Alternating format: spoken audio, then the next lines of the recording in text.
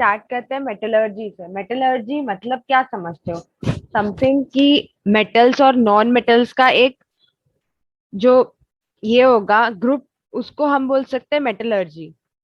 Next क्या है? Metals. अब मेटल्स के बारे में बात करते हैं, अगर हम उसके फिजिकल प्रॉपर्टीज के बारे में। तो मेटल्स कैसे होते हैं? सॉलिड स्टेट में होते हैं हमें मेनली, मतलब जनरली वो सॉलिड स्टेट में होते हैं। अभी कुछ एक्सेप्शंस है इसमें कि मर्कुरी और गैलियम जो है वो लिक्विड स्टेट में होते हैं। अब इन मेटल्स के पास लस्टर भी होता है। लस्टर मतलब क्या होता है? एक तुम्हारा ग्लो जैसा जो दिखता है, उसको हम लस्टर बोलते हैं। देन जो मेटालिक लस्टर होता है वो इंक्रीज होता जाता है एज वो ऑक्सीजन के एक्सपोजर में आता है। जैसे जैसे एक मेटल ऑक्सीजन के एक्सपोजर में आता है, वैसे वैसे जो उसका मेटालिक ग्लो या फिर जो मेटालिक लस्टर होता है वो इंक्रीज होता जाता है। और मॉइस्चर के प्रेजेंस में भी और कुछ रिएक्टिव गैसेस के प्रेजेंट में भी इनका लस्टर जो है वो इंक्रीज होता रहता है। अब मेटल्स के पास दो टाइप की प्रॉपर्टीज होती है, एक होती है डक्टिलिटी और दूसरी होती है मीलिएबिलिटी। डक्टिलिटी मतलब क्या होता है कि अगर हम उसे स्ट्रेच करते जाएं, अगर हम उसे स्ट्रेच करते जाए तो वो एक थिन वायर में फॉर्म हो सकता है। और मीलिएबिलिटी मतलब क्या होता है कि अगर हम उसे ब्रेक, मतलब अगर उसमें ये बोलते हैं ना कि हथौड़े से अगर हम उसे ये करें तो फिर वो शीट, थिन शीट में भी बन सकता है। उसके बाद जो मेटल्स होते हैं वो काफी गुड कंडक्टर्स होते हैं हीट के और इलेक्ट्रिसिटी के। नेक्स्ट बोला कि जनरली जो सारे मेटल्स होते हैं वो हार्ड होते हैं, बट इसमें भी एक एक्सेप्शन है कि जो अल्कली ग्रुप के मेटल्स होते हैं, ग्रुप वन वाले जो लिथियम सोडियम एंड पोटेशियम होते हैं, ग्रुप वन के जो मेटल्स होते हैं वो हार्ड नहीं होते हैं इतने। वो वेरी सॉफ्ट होते हैं और वो अगर हम नाइफ से भी कट करना चाहे ना तो वो कट हो जाएगा। ओके, तो सॉलिड स्टेट पढ़ा था एक की, एक उसकी प्रॉपर्टी है सॉलिड स्टेट की। उसके एक्सेप्शन है कि भाई मर्कुरी एंड गैलियम जो है वो लिक्विड स्टेट में रहता है रूम टेम्परेचर पे जब होता है तब। नेक्स्ट प्रॉपर्टी उसकी होती है लस्टर की। नेक्स्ट उसकी जो प्रॉपर्टी है वो है डक्टिलिटी एंड मिलिएबिलिटी। नेक्स्ट की जो मेटल्स होते हैं वो गुड कंडक्टर्स होते हैं हीट और इलेक्ट्रिसिटी के। उसके बाद नेक्स्ट एक प्रॉपर्टी है कि वो हार्ड होते हैं। उसके एक्सेप्शन है कि भाई अल्कली मेटल जो ग्रुप वन के मेटल्स होते हैं जैसे लिथियम सोडियम एंड पोटेशियम वो इजीली कट हो सकते हैं, जैसे हम नाइफ से भी उसको काट सकते हैं। अब नेक्स्ट प्रॉपर्टी जो आती है मेटल की वो है high melting and high boiling points. अब इसका एग्जांपल दिया है कि जो टंगस्टन मेटल होता है उसका हाईएस्ट मेल्टिंग पॉइंट होता है। एंड बोला है कि मेल्टिंग और बॉइलिंग पॉइंट जो मेटल्स का जैसे sodium potassium and Mercury and gallium का, इन चारों का वेरी लो, काफी लो होता है इनके मेल्टिंग एंड बॉइलिंग पॉइंट्स। ये एक्सेप्शन आ गया।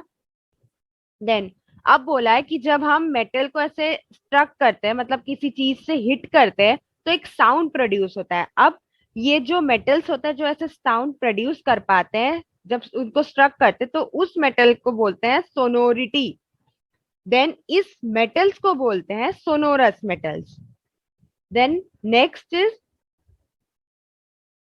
Physical properties of non metals. अब नॉन मेटल्स की फिजिकल प्रॉपर्टीज अगर हम देखें तो वो भी सॉलिड स्टेट में होते हैं, while some are in gaseous state. कुछ कुछ गैसियस स्टेट में होते हैं, वो एक्सेप्शन तो हर उसमें होते हैं।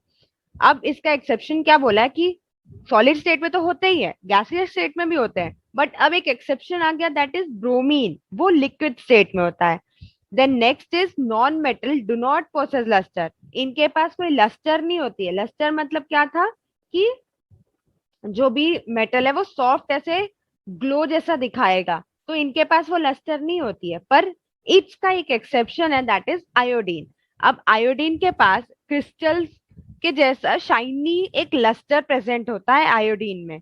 Then next is non metal जो होता है वो हार्ड, नॉन मेटल जो होता है वो हार्ड नहीं होता है। नेक्स्ट इसमें भी एक एक्सेप्शन है कि भाई डायमंड जो कि एक कार्बन का एलोट्रोप है वो हार्डेस्ट नेचुरल सब्सटेंस है।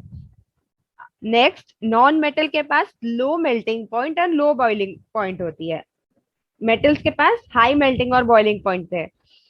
और नॉन मेटल्स बैड कंडक्टर होते हैं इलेक्ट्रिसिटी और हीट के। मेटल्स जो थे वो गुड कंडक्टर्स थे।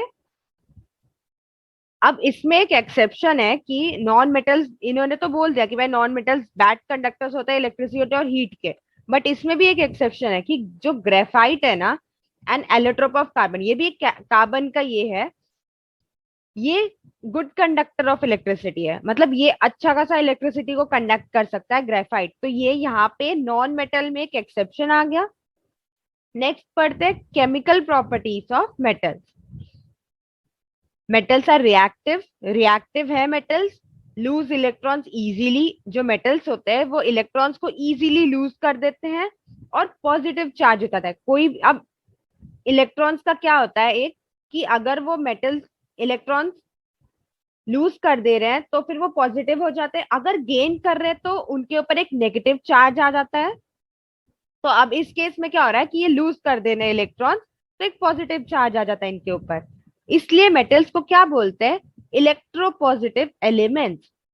इनके इलेक्ट्रॉन्स के मतलब ये इलेक्ट्रॉन्स बहुत जल्दी लूज कर देते हैं, इनके इस प्रॉपर्टी की वजह से इनको बोला इलेक्ट्रोपॉजिटिव।